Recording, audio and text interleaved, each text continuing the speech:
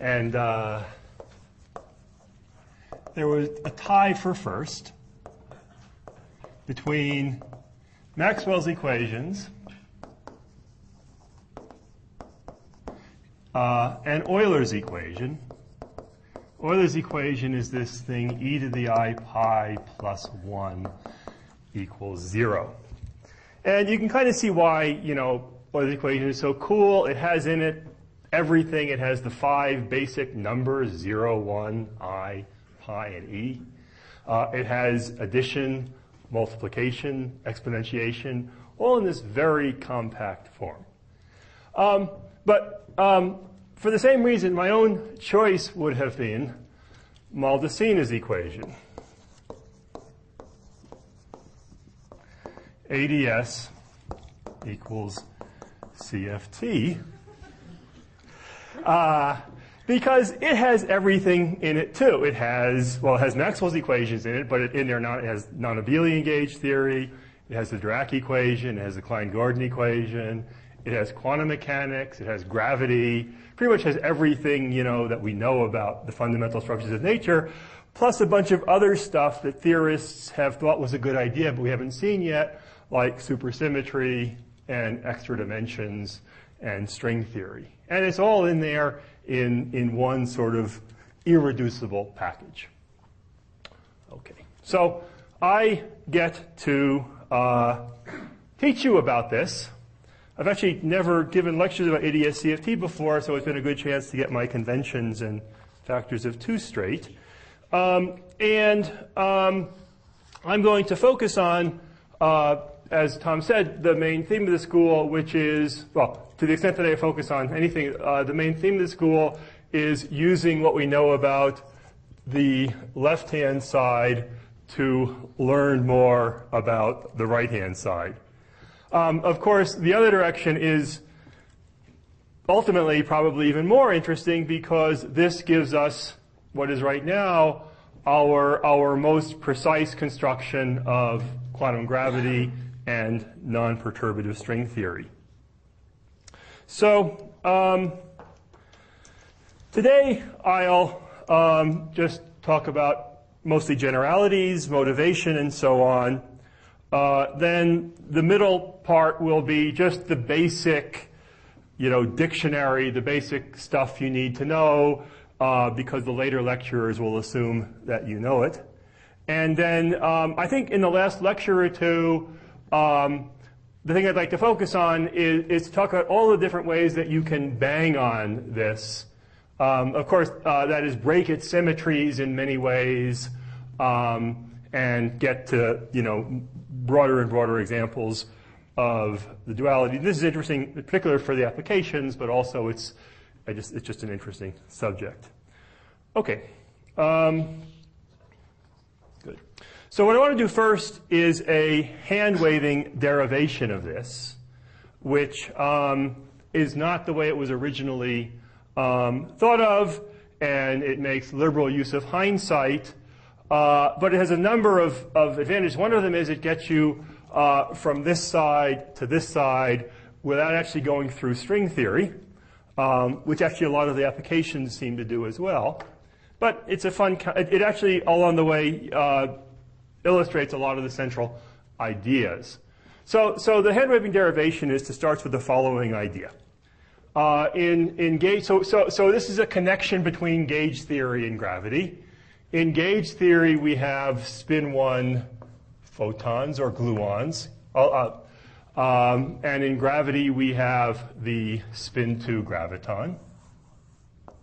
And so wouldn't it be nice if we could make the graviton as a bound state of 2 gauge bosons? Now, this is one of those ideas which is so obvious that it's either very deep or very crazy.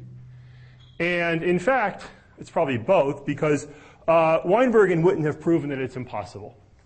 So there's a famous no-go theorem due to Weinberg and Witten. And the essence of it is that when you get gravity, gravity is just not some massless, gravity is not just some spin 2 bound state that happens to be massless, because along with gravity, you get much more. You get the equivalence principle. You get coordinate invariance. And so in particular, it means that a theory of gravity has a lot fewer observables than a theory without it. Because in a theory without gravity, we can talk about expectation values of local operators and say where they are. But in a theory with gravity, since your space is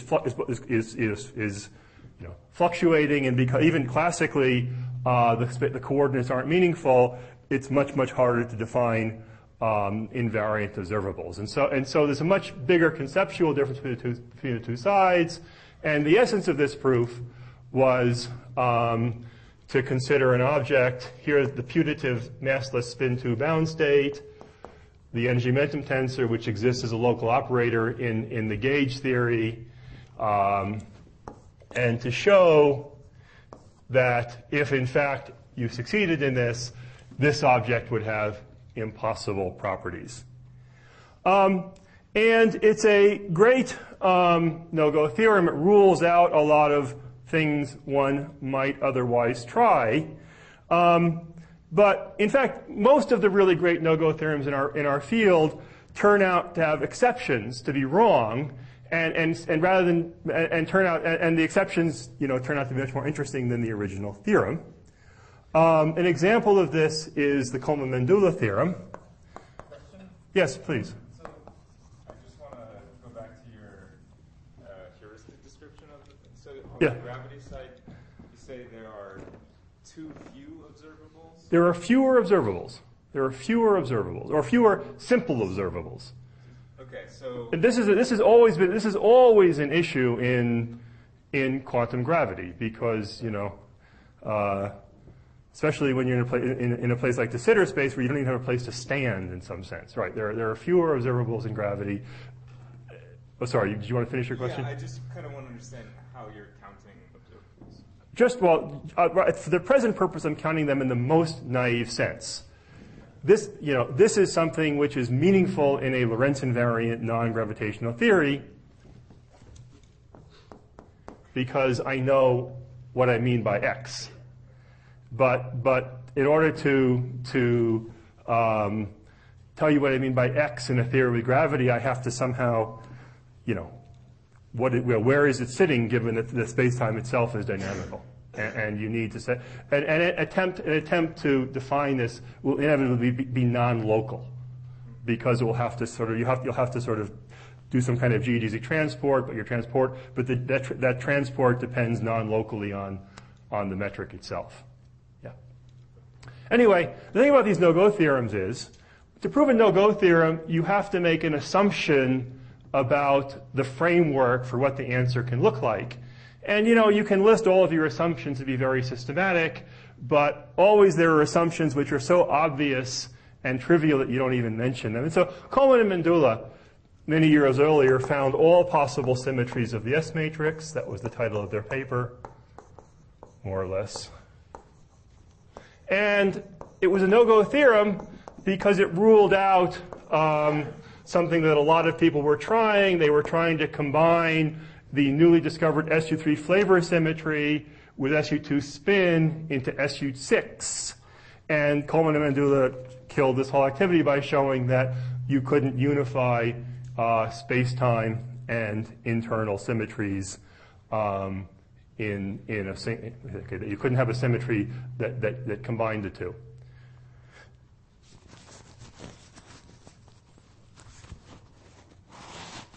Now, and that was a great, again, it was great for ruling out a bunch of ideas, but they missed something important because they made an implicit assumption, which was more or less they assumed that the symmetry generators had to be bosonic.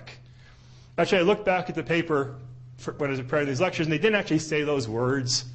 That assumption entered in a more subtle way, but essentially that assumption was made. And, of course, what they missed then was what Cyber is going to lecture about. They missed the possibility of supersymmetry. And so, again, at the time, it was obvious that generators were bosonic, and you didn't even think about it. And of course, had they listed that assumption and thought about it, they might have discovered supersymmetry. Anyway, the hidden assumption in Weinberg, and there may be more than one. There may be more ways to violate this theorem that you can't make gravity out of gauge theory than we know about, but the hidden assumption is that the graviton that you form moves in the same space-time as the gauge bosons out of which it's made, which again is a natural assumption. When you make hydrogen out of an electron and a proton, everybody moves in 3 dimensions. But again, with liberal use of hindsight, there's a clue that that shouldn't be true. There's the holographic principle, the observation, well, first of all, the observation of Bekenstein and Hawking that the entropy of a black hole is proportional to its area, but rather than its volume, as in normal statistical systems. But beyond that, if you have some volume, contained in some surface, a black hole is the thing that has the largest number of states by far that you can put in that volume. And so if you have a gravitating system, this suggests that that you should be able to describe all of its degrees of freedom by degrees of freedom living on the surface of the volume rather than the interior. So this is Tufts and Susskind's holographic principle. So the degrees of freedom that you're building gravity out of live in one less dimension than the gravitational theory. That's the clue. So if here you want 3 plus 1, over here you start with 2 plus 1. If you're interested on the gauge theory side in 3 plus 1, over here you get 4 plus 1, and so on. Okay, so so taking this clue, we'll go back and try to make this idea work. So again, here's a spin 1 particle. I'll call it a gluon. And here's another one. And they're in some kind of collective state. And somehow we're supposed to interpret this as living in one more dimension than the gluons themselves. Where is that going to come from? And one way to think about it is where this extra coordinate comes from is that it's the separation between the two, the size of this dipole state. You can, in fact, look, again, with hindsight, you can look at various parts of the phenomenology of QCD where you have gluon dipoles and where the separation of the gluons acts in many ways like a fifth coordinate, that specifically color transparency and the so-called BFKL formalism. By the way, if you don't get the acronym down, all of these notes will be handed out. Anyway, there are places in QCD where this separation acts much like a space-time coordinate in the sense that interactions are approximately local. Dipoles tend to interact most strongly with other dipoles of the same size. And also where, when you write down the wave function for this collective state, it actually looks 5-dimensional in the 4 center of mass coordinates and the separation. Yes? Z. Well, in principle, Z is not compact because the system Z can run from 0. So, in fact, Z will run from 0 to infinity until lecture 4. Yeah. Oh, because of confinement. Actually, we'll come. Sorry. Let me come back to that. Yeah. So, good. Okay. So, in fact, let me answer that question right now. So again, when you look at this gluon pair, you're saying to yourself, this is a graviton moving in again one more dimension, the center of mass coordinates, and the separation. Okay. So what I want to do now, so if this is true, what I want to do, what we can do very quickly is to figure out what is the shape of this 5-dimensional space. what is its metric. So I want to think actually not about QCD, but I want to start with scale invariant quantum field theories. And in fact, in the parts of QCD where this phenomenology works, QCD is approximately scale invariant, where those color transparency and BF. And since in some sense quantum field theory is nicest when you have the largest possible range of scales to look at, it's natural to start with scale invariant theories. And again, one of the things that I especially want to do in these lectures is talk about ways of breaking that symmetry, but that will again come only later after we understand the scale invariant case in great detail. So that means that, so here's a couple of my would-be gravitons interacting.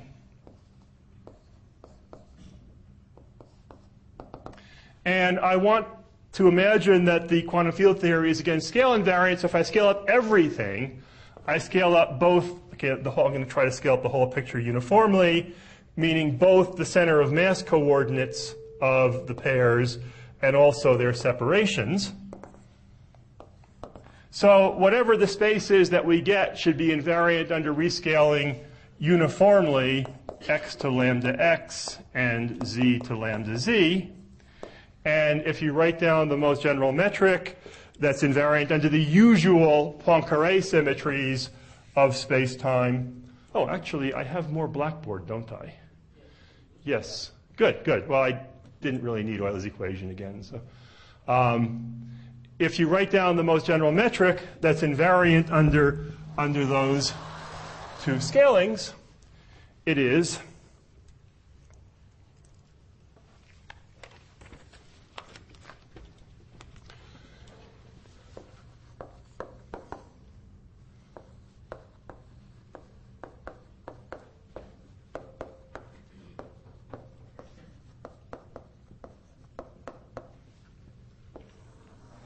this, where you see, again, the Poincare symmetries realized here, and the scale invariance is guaranteed by having both the numerator and denominator quadratic.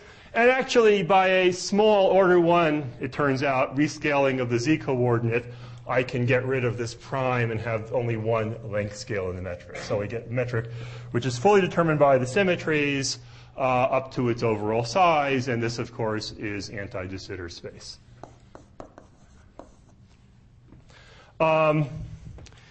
If that z squared were a t squared, this would be de Sitter space, or a piece of it. Well,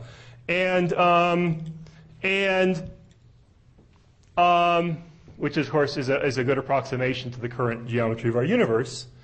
What's still very, striking is that although we can turn de Sitter and anti-de Sitter by this replacement in the metric, all of the ideas that we're talking about, we really don't understand how to continue them from anti-de Sitter space to de Sitter space. And in terms of the other direction for the duality, in terms of using the duality to construct quantum gravity, this is still, in some sense, this in some form is the biggest puzzle. It seems to really involve, new concepts and not just some analytic continuation. And again, it comes back to the question about observables, because in de Sitter space, in anti-de Sitter space, as we'll see, you have a convenient place to stand and look at the system and not have to worry about your coordinate system fluctuating. And in de Sitter space, we don't have that.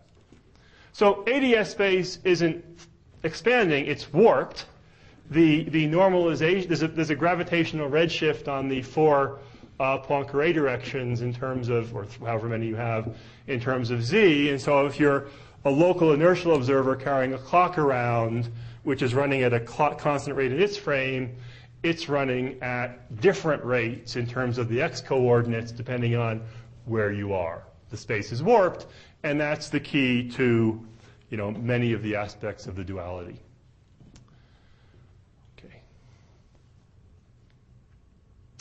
Okay. So we'll, of course, say more about anti-de Sitter space, and we'll think about it in other ways as we go along. Now, to finish off deriving this duality, though, I need two more ingredients. The first, so again, there's a characteristic length scale here, and if we really want to talk about gravity as something which is, at least somewhat classical, so we can talk about a space-time metric, we need that the scale of the space be much larger than the Planck scale, which in terms of the black hole entropy, for the black hole, the Planck length is the basic size of the pixels on its surface, counting the number of degrees of freedom. And so what this means is that the largest black hole that we can fit in this space is pretty big in Planck units and has a large entropy. And therefore, we need that the dual gauge theory has a correspondingly large entropy. We need many fields. Specifically, well, at least the way it works in pretty much all the examples is some sort of large N SUN or some sort of large N gauge theory, large gauge group. The other thing we need is that we want that pair of spin 1 particles to look like a spin 2 particle, to look like a composite state, not to look like a pair of spin 1 particles, and so we need very strong coupling. And very strong coupling means not just coupling of order 1, but much, much greater than 1 in some sense. And as we go along, we'll say what we mean by very strong coupling. But I'll just mention, since that in terms of the examples, the basic examples, this generally means that the size of the ADS space is large compared to the string scale.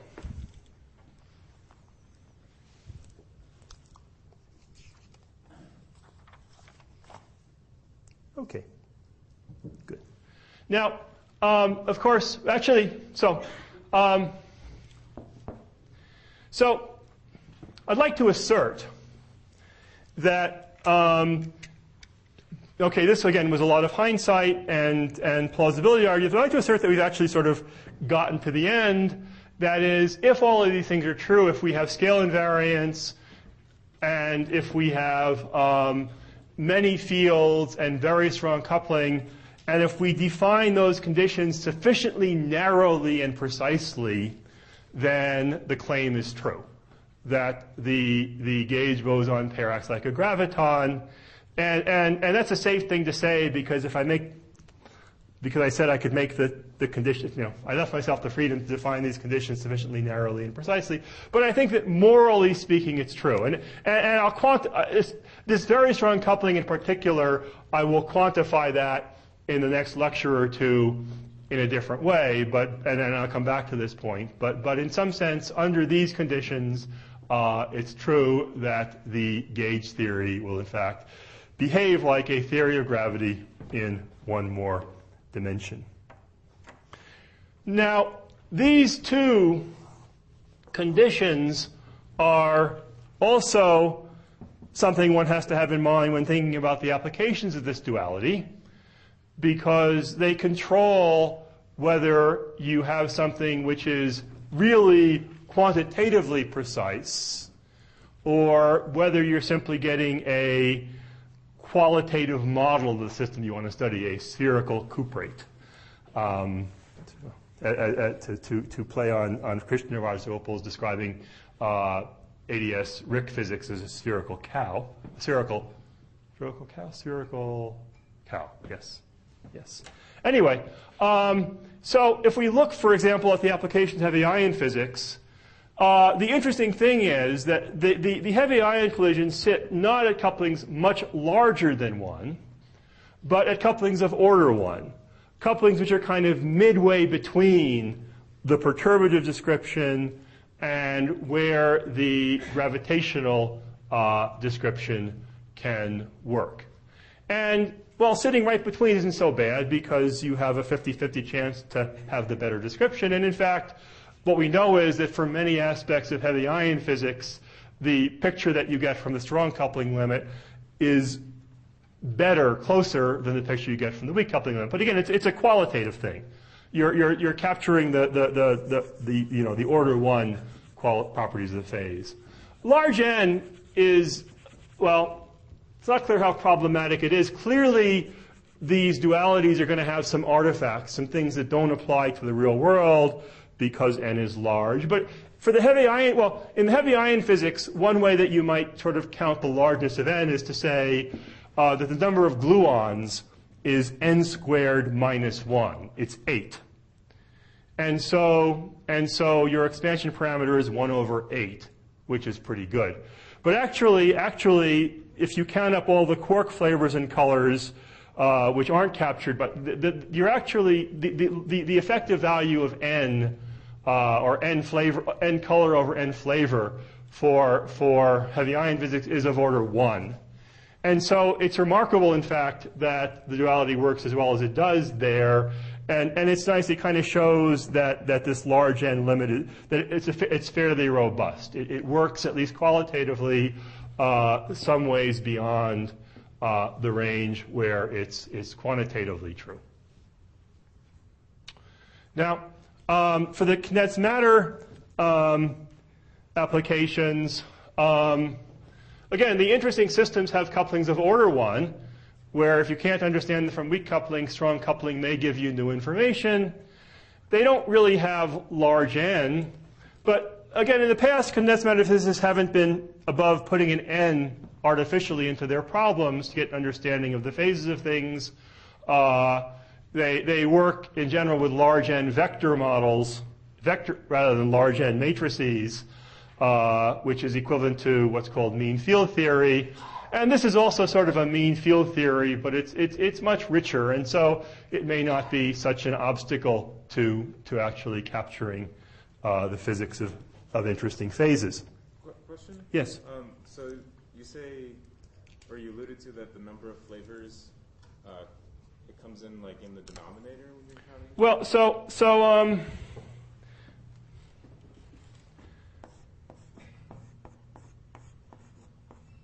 So for low-energy hadron physics, NF over N sub c is of order 1.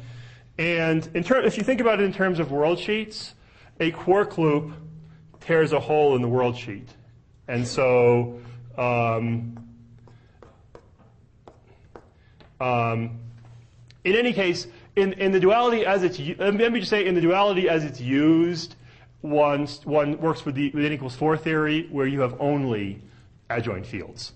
And the statement is that the number of degrees of freedom of the fundamental, when this is of order 1, the number of degrees of freedom of the fundamentals is of the same order as the number of degrees of freedom as the gluons. And so if they were behaving very differently from the gluons, then the thermodynamics and so on, the transport properties wouldn't be right, but they still are. One of the things I want to mention in the last few lectures actually is again coming back to cases where this thing is of order 1 and asking about how ADS-CFT is changed by that. But that will come much later. Yes. About being in different phases then when you get to you can get to that little conformal window and stuff like that? Well, yeah, a good question. Yes, certainly that's, well,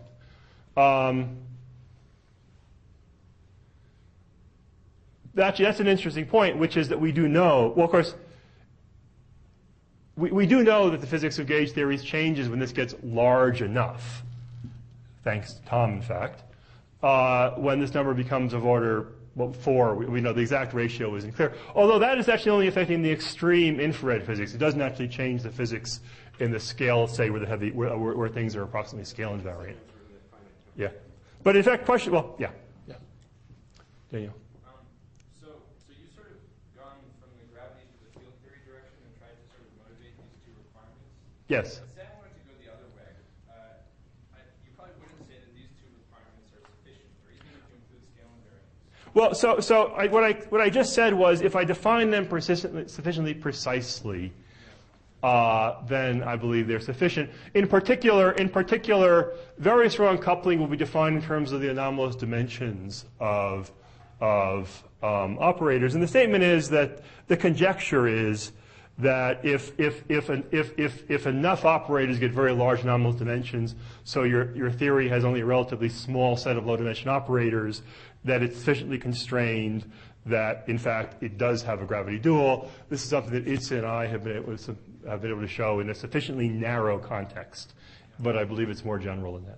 So, for example, if you were to take n equals 4 super Yang Mills and dimensionally reduce it to 3 dimensions, Yes. is a three-dimensional field theory would satisfy these two, or would it satisfy the more precise version of that? It does have a gravity dual, yeah. It's a sort of 5-dimensional ADS. Wait, sorry. Right, so you said, well, actually, this is again is a subject for later lectures, but if you take the n equals 4 theory and you compactify it, well, you've broken the scale invariance by the compactification length, but as you flow to low enough energies, you discover sufficiently low energies, you flow to a new conformal point, new fixed point, which is in fact has a gravity dual. So, I mean, if that was your question, it's robust against that particular way of banging on it.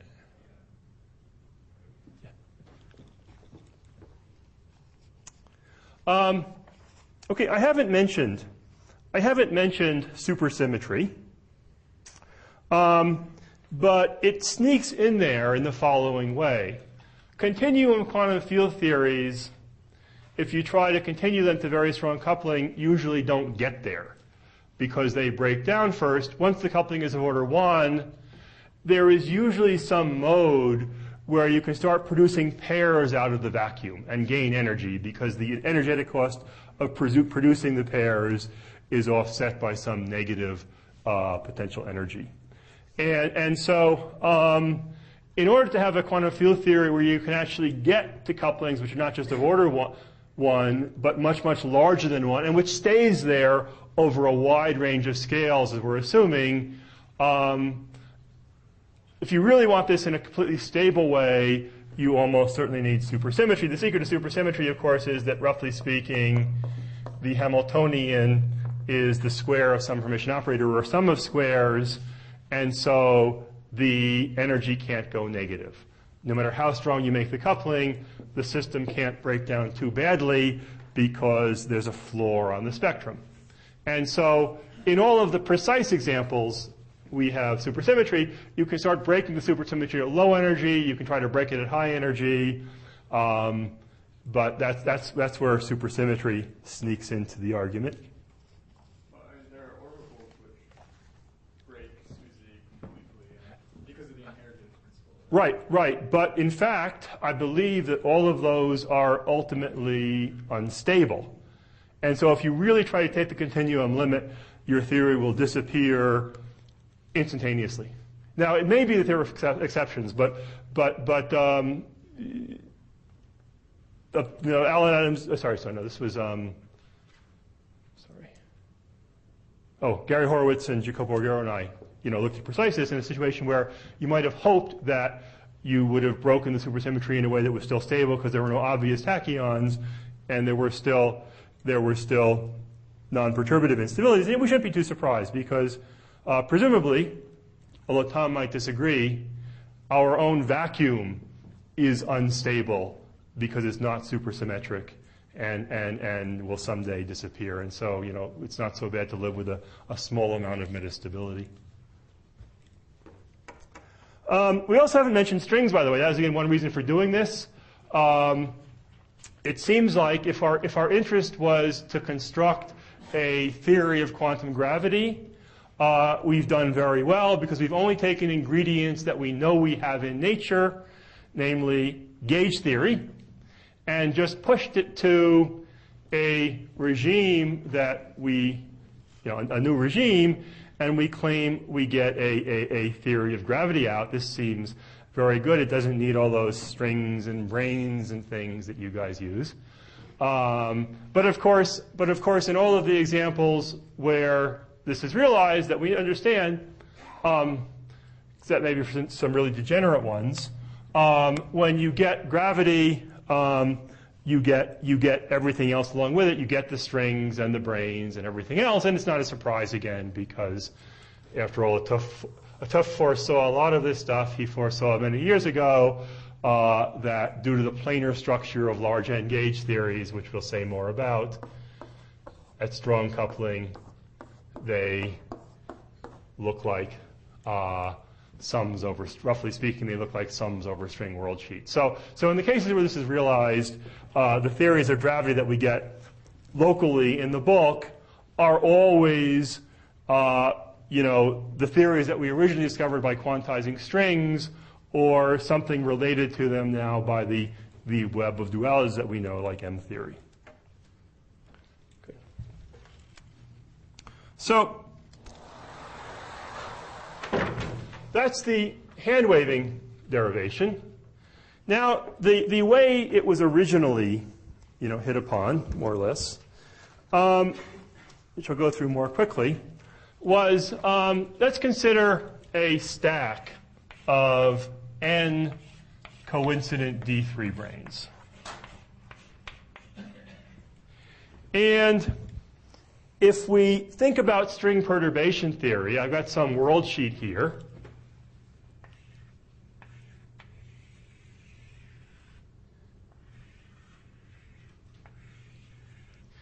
Each additional, so that's a string world sheet, each additional boundary on the stack brings in, first of all, a factor of the string coupling constant, because it's a string world sheet expansion. The Euler number is going up by 1, but there's n places it can land, what we used to call a Chan-Payton trace, and so the expansion factor is Gn. And so perturbation theory is good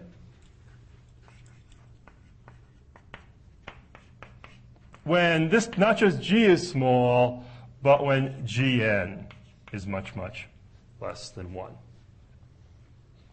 Now there's something else, a black brane,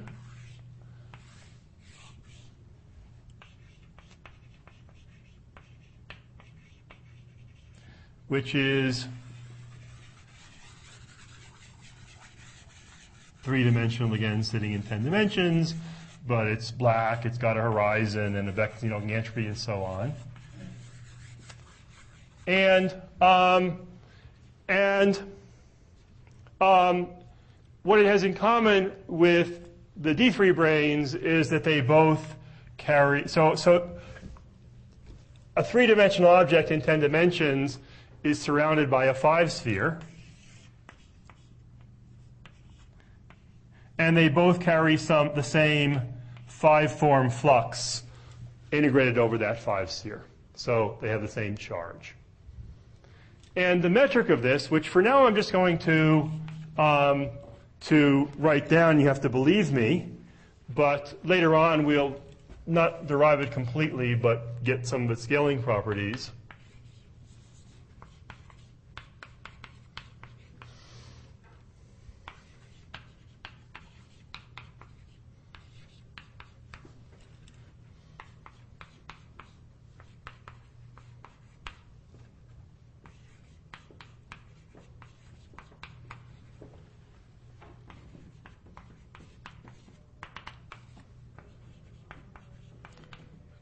So separating the coordinates into the 3 + 1 dimensions transverse to the branes and tangent to the branes, parallel to the branes, and the 6 coordinates transverse.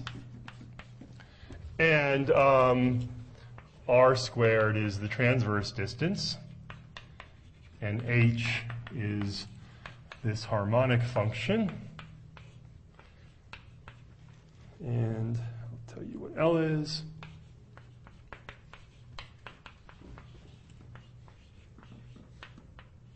Okay, so this is the metric of black 3 branes. And if you look, so if you look at it, the far away it becomes just flat, the 1 in H. But as you approach the branes, H is blowing up, and so something's happening at the origin of the coordinate system. But what's happening there is not so bad. And by the way, one of the things I'm going to do in the later lectures is talk about things other than D3 branes, but 3 branes are special in a number of ways, in particular because what happens as you go to r equals 0 isn't so bad if you if you go to small r, where the second term dominates the 1 in H, then you'll just get something you've seen already today. Sorry.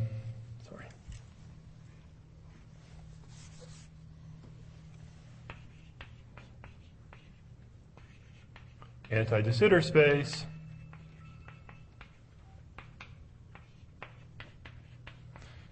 But an additional 5 sphere.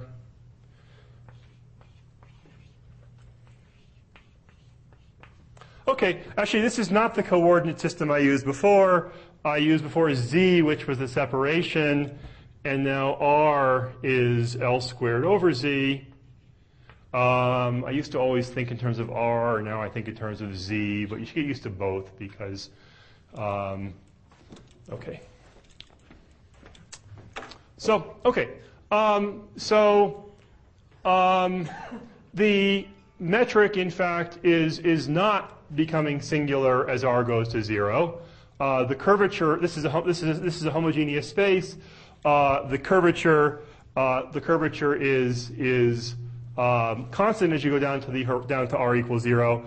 We'll talk in the next lecture more about how to think about R equals 0, but it's not at least a curvature singularity. Okay, and this L, here's Gn again, and so when Gn is much greater than 1, then the scale of this space is large compared to the string scale. And so these two objects, which carry the same flux, the descriptions are valid in complementary regions. The perturbative description at weak coupling, the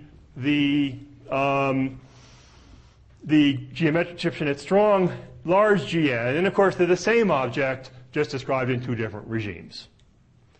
But this is not yet a duality. This is not yet a duality. It's just saying we have one theory, the same theory in both cases. It's the 2B string theory that has D3 branes.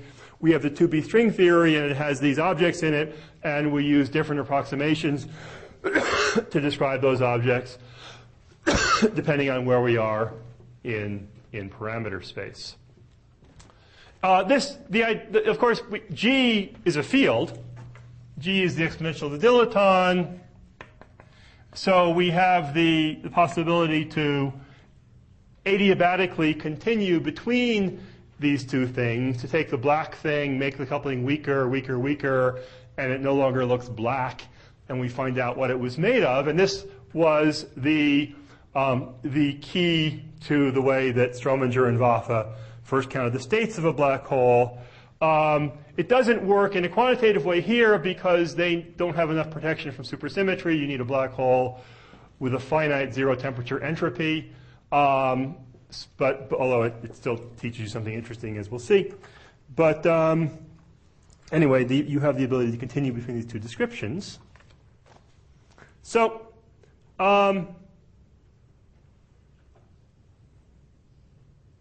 again, in this description, we have open strings stuck to the branes, as well as closed strings moving off the branes.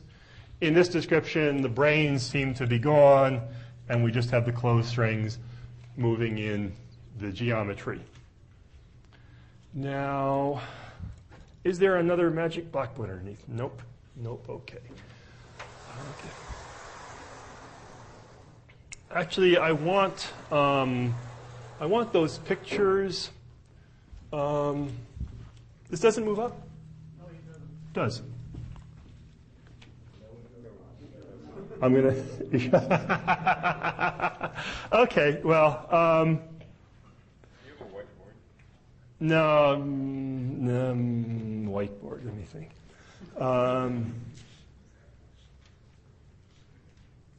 Okay, so let's use the whiteboard and think about the low energy limits of the two pictures. So over here we go to low enough energy. We don't excite any of the massive string states. So here's D3, here's black 3.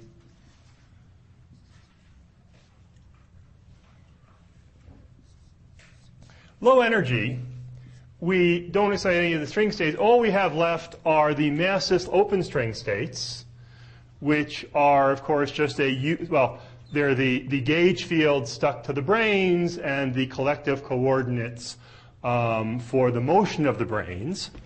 So we have the massless open strings, which is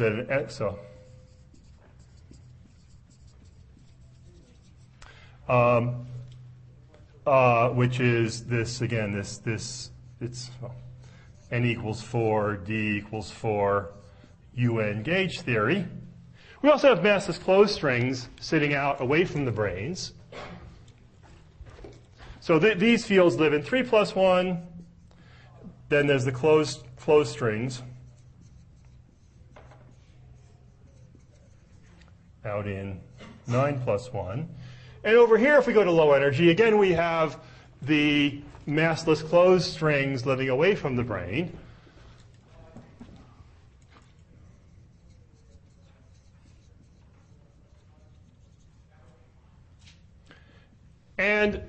But there is another set of low energy states, which is if you get close enough to r equals 0, you have an r squared here. The warp factor is the coefficient of that is getting very small, which means that in terms of the asymptotic measurement of energies, it doesn't matter how heavy the object is. It could be an excited string, it could be a brane, it could be anything. If it's close enough to the to r equals 0, it will be light. And so as we scale down to low energy, what we see is, first of all, the closed string states, but also sort of the r goes to 0 geometry, strings in the r goes to 0 geometry, which is this AdS5 times S5.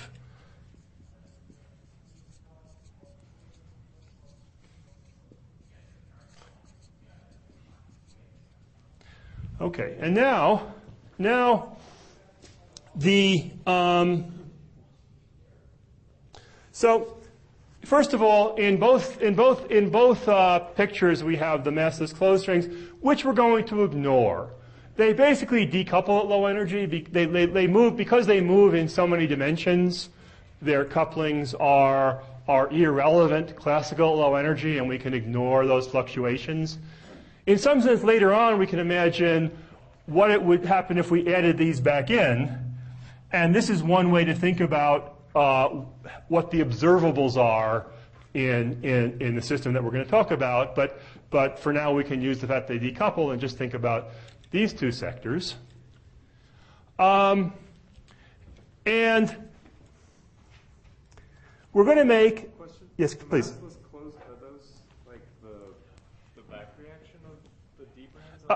At this point, in terms of states, I just mean So, no, I mean specifically things like propagating gravitons. Okay. But you asked about the back reaction. So in the black picture, the back reaction is it's that.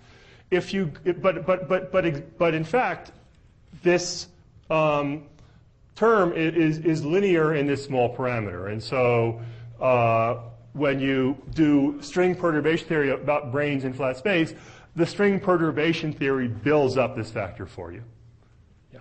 So yeah, it's in well, yeah. So we're going to make if we make the innocent sounding assumption that going to low energy commutes with this adiabatic continuation, then we get a duality. Because then we go to low energy in the D3 brane picture, get the this field theory, this 3 plus 1 dimensional supersymmetry gauge theory, and go to strong coupling. And if the diagram commutes, then it means that the strong coupling physics of this gauge theory is string theory in ADS5 cross S5. So that's the derivation. It actually, of course,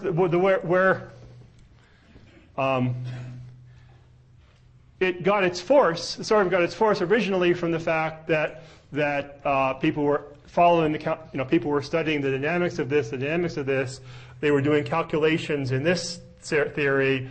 They were doing very different calculations in this theory, and those calculations were giving the same answers for various quantities. And so this argument explains why they were giving the same answers. It's because they're in the same system. Now, that's so slick, you might ask, how could this argument fail? Well, the most obvious thing that could happen is that if you take the gauge theory and you go to strong coupling, you might encounter a phase transition somewhere. And so you simply don't get to where you thought you were getting to. In this case, because we have a lot of supersymmetry, it's hard for that to happen because the ground state over here has zero energy. It can't be that some lower energy state comes along and takes over as we increase the coupling. You could imagine more subtle phase transitions, but with that large amount of symmetry, it's very hard to get a phase transition between here and here. Yes? Before you go ahead, in that column on the left-hand side, shouldn't there be massive closed strings as well? No, because it went to low energy. We went to low energy there. Yeah. Okay. Now, you can think about ways this could fail. You certainly can think about ways this could fail. For example, it could be that in the gauge theory, as you go to strong coupling, a large number of states, interacting states that were at relative, that were at high, come down to low energy. That new low energy, that states move to low energy, and so by the time you get to strong coupling, what you get is not just the degrees of freedom you thought you had, but a lot more degrees of freedom. Now these can't be supersymmetric states because for supersymmetric states we know what they're doing, and generally speaking, the non-supersymmetric states seem to stay at even higher energies. But you say this is not a derivation. You can even if you take as an axiom that these things exist and have the properties we think we have, they have. This is not a derivation. You can imagine ways this could fail, but as with many of the other weak, strong dualities we have, it's much harder to it's hard to imagine ways that it could fail, and the simplest assumption is that it's true. Now, when we get one of the things again for the later lectures, when I try to do this, we can try to repeat this exercise for other brane configurations, and in particular when we get to systems that are relevant for condensed matter physics, where you've got densities of things, you start breaking all the supersymmetries, and you have no protection against phase transitions. And in fact, one of the challenges is for attempts to construct condensed matter systems from first principle, from a top-down construction like this, is that they tend to get into the phase that you didn't want them to get into, and so. For just this reason. So we'll talk about that. So anyway, yes? So in what you described, the duality comes in when we are looking at the near horizon jump. Right. Right. So it's like far away from the brain, it's again mass is close 9 plus 1 and close to the Mm-hmm. So does something interesting happen in the middle? Right? Well, Or can we think of other set of dualities that might set in?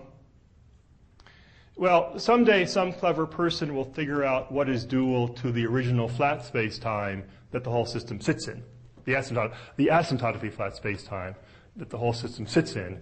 and this will be a small piece of it. But it hasn't happened yet. So, but no, I mean, once you get into the transition region, you know, well, there's not, I don't have anything simple to say. I'm sorry? So, you know, one of the funny things is, where is open string field theory in this picture? Open string field theory is certainly describing all of the stuff over here, and in some sense, because of this funny way that open string field theory contains gravity, open string field theory, in some kind of implicit sense, contains everything. In fact, one of the, let me come back to that in a second, though, because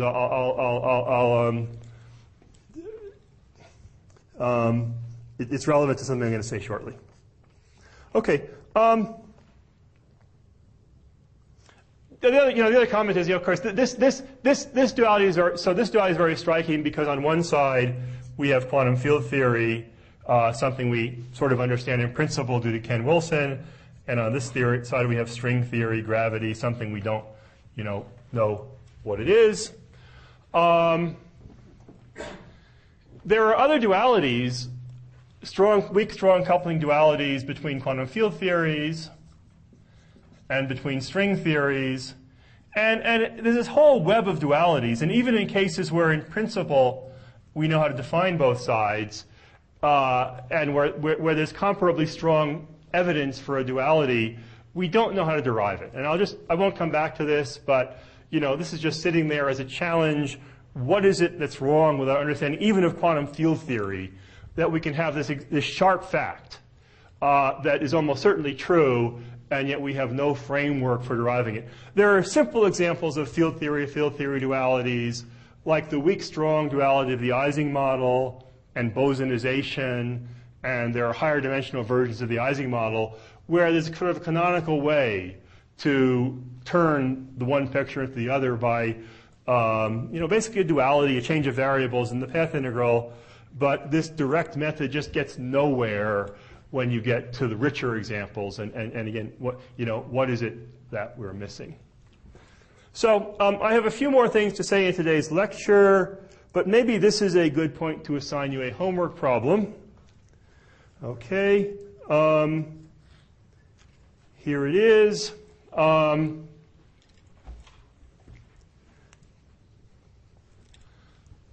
There's actually two homework problems. The first homework problem is, it's obviously absurd to claim that a 4-dimensional quantum field theory could be the same as a 10-dimensional string theory. Prove that it's wrong.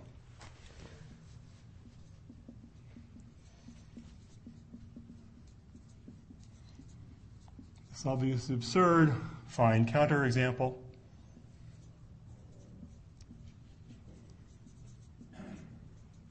And of course, exercise 2 is to explain why your counterexample is wrong.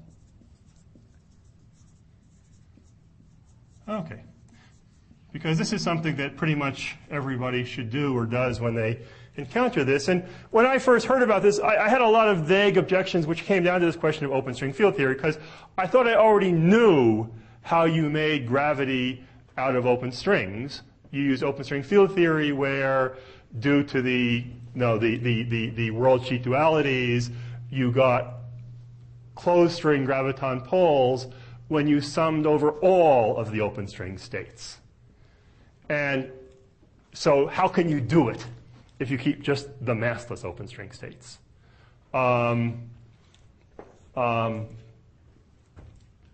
Okay, that was one of the answers I gave to number one. I have to think about I don't have a quick way to say why it's not really an argument.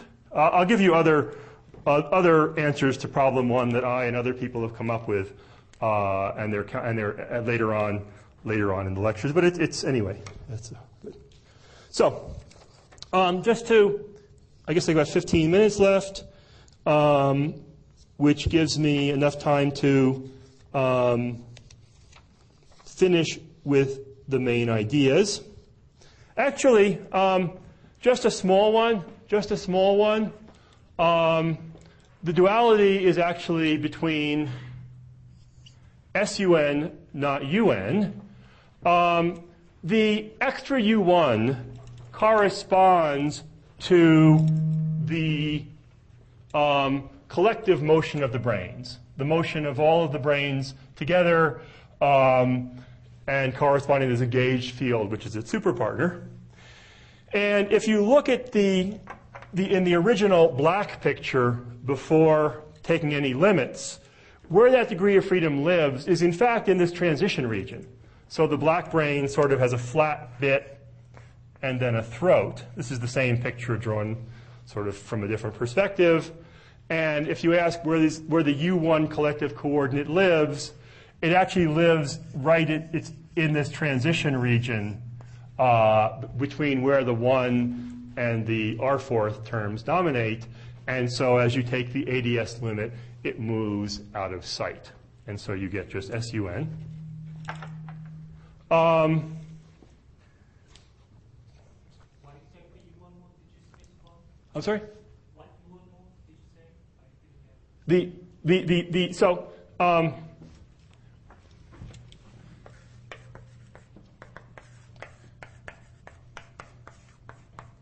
So I'm saying that when you take the low energy limit and you look on the geometric side only in the ADS5 region, you lose actually one of the, you lose that part of the gauge group. Yeah. But it's actually, it seems a little non-trivial though, because moving the brain, from the 10-dimensional perspective, moving the brain around supports the transformation, just a redundancy of description. Well, no, it's not really a redundancy description because you can imagine ripples of this geometry. That's a physical excitation. You know, the entire black 3-brane rippling is a physical excitation, which again is it's what happens. It's the adiabatic continuation of the U1 mode. But if you ask, indeed, in the throat, it's really just a coordinate effect. The only place that it has actual local invariant curvature is sitting in the transition region. Yeah.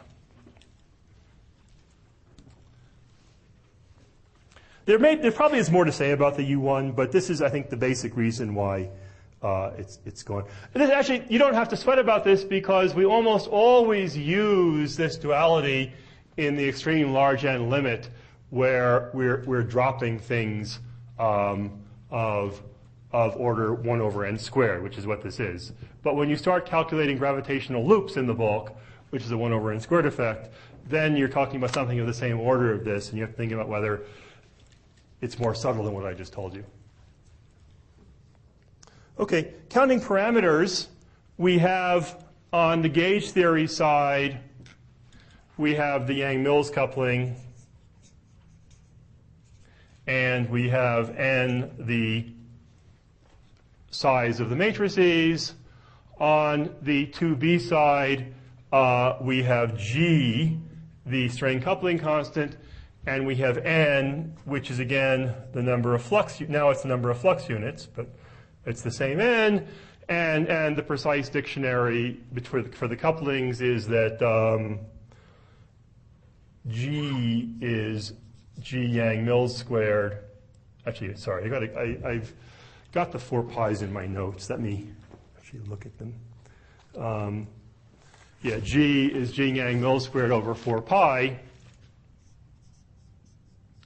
which implies, in fact, that the ADS length to the 4th is just the string scale, the string length squared, alpha prime, the string length to the 4th, alpha prime squared times lambda, where lambda is G Yang-Mills squared.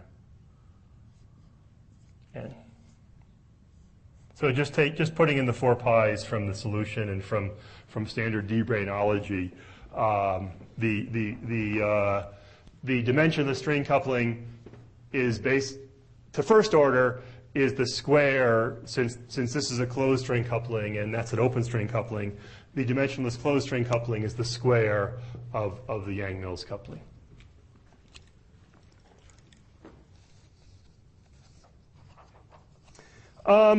So we can list kinds of evidence for this.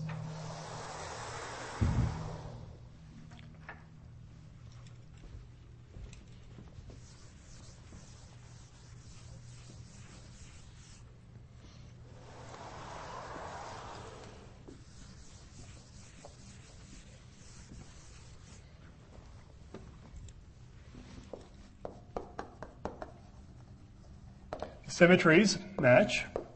And I'll say more about many of these as we go along. Symmetries.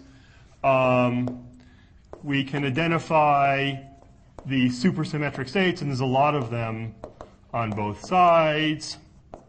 We can calculate some supersymmetric correlators and find that they agree. What I really like about this, though, is it's not just a highly symmetric thing. You can bang on it. You can break the conformal symmetry. You can break the supersymmetry. And when you do that, you no longer have quantitative control. You can't do a calculation in both pictures and compare numerically. But what happens is if you do something to the gauge theory in terms of breaking it, it's like you give enough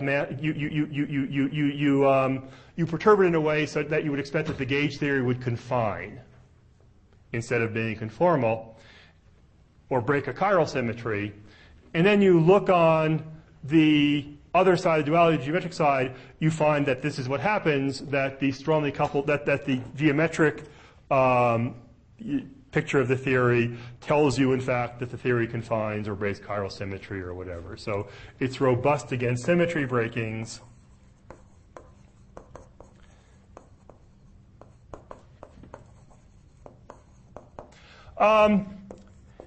In a fairly technical and still somewhat narrow way, using secret higher symmetries, there's actually some ability to calculate some things exactly for all values of the coupling. So both sides seem to be integrable, and I think well, this is still a subject which uses a lot of conjecture and guesswork, but there's some evidence that one can really quantitatively carry things all the way from weak coupling to strong and see it matching. You can identify long string states, and again, this is relevant because, it's a theory of it's string theory. It's not just gravity. There's probably lots more that I'm not thinking of, but I'm just listing the ones that I like. There is some ability. So this duality is a conjecture, a prediction about what this gauge theory does at strong coupling. And we do have some other tools to understand strongly coupled gauge theories, lattice gauge theory, and something less well known but still somewhat useful, which is light cone diagonalization. And the error bars are large, but there are at least qualitatively some numerical tests, and these will get better in time. Finally, we can compare with experiment, and that's the applied bit. And of course, this really doesn't count as a test, because if the predictions of the duality don't match the experiment, you wouldn't say you've proven the duality is wrong, but rather you've misused the duality. But still, it's worth remembering, that every time we use this duality, if we keep our eyes open, we might see that it predicts something that's crazy, and therefore it must be wrong. So every time you use it, in some sense, you're also testing it. Okay. This